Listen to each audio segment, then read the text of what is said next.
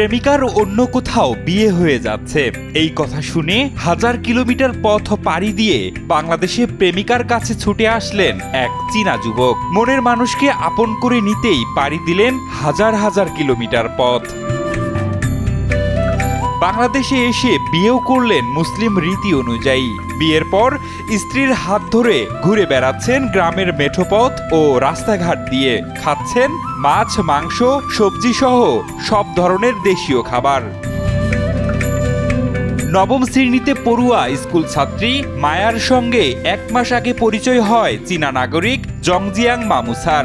তারপর গড়ে ওঠে বন্ধুত্ব থেকে প্রেম, আর সেই প্রেমের টানেই ছুটে আসলেন বাংলাদেশে। কয়েকদিন কয় যে আমি তোমার লাইক করি, পছন্দ করি, তোমাকে আমি বিয়ে করতে চাই।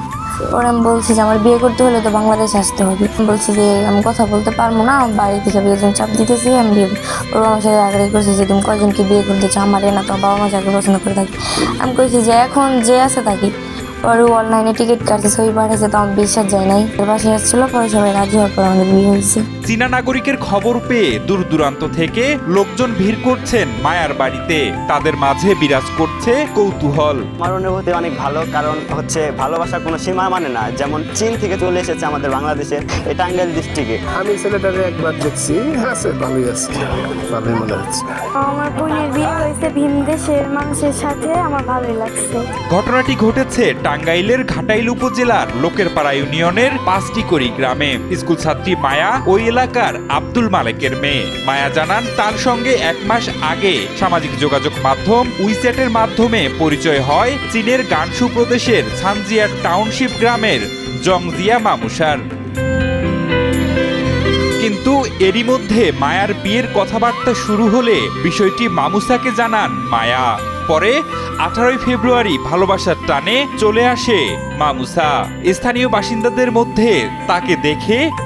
বাসিন্দাদের মধ্যে তৈরি হয় কৌতূহল। সিলভার টিপ কন্ট্যাক্টে তৈরি নিরাপদ ও নান্দনিক ক্লিক সুইচ নির্ভরতা জীবন জুড়ে।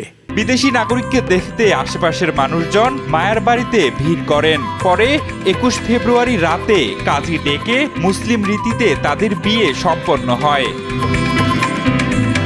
তবে পাসপোর্ট, ভিসা ও অন্যান্য কার্যক্রম শেষে স্ত্রীকে চীনে নিয়ে যেতে চান মামুসার। অপরদিকে স্বামীর সাথে চীনে যেতে ইচ্ছুক স্ত্রী মায়াও। তবে প্রথমে বিষয়টি মায়ার পরিবার মেনে না নিলেও পরে নিয়তির কাছে ছেড়ে দিয়ে সবকিছু মেনে নিয়েছেন তারা। রাজিও হয়েছেন মেয়েকে চীনে পাঠাতে। আমাদের এখানে কাজী সাহেব আছে, সরকারি কাজী, তার মাধ্যমে বিয়ে শাদী পড়াইছি। 2-4 লোকও আছেন, লোকজন জানায় তাদেরকে আমি বিয়ে দিয়েছি। আর সে যদি নিয়ে যেতে চায় আমি মেয়ে দিয়ে দেবো।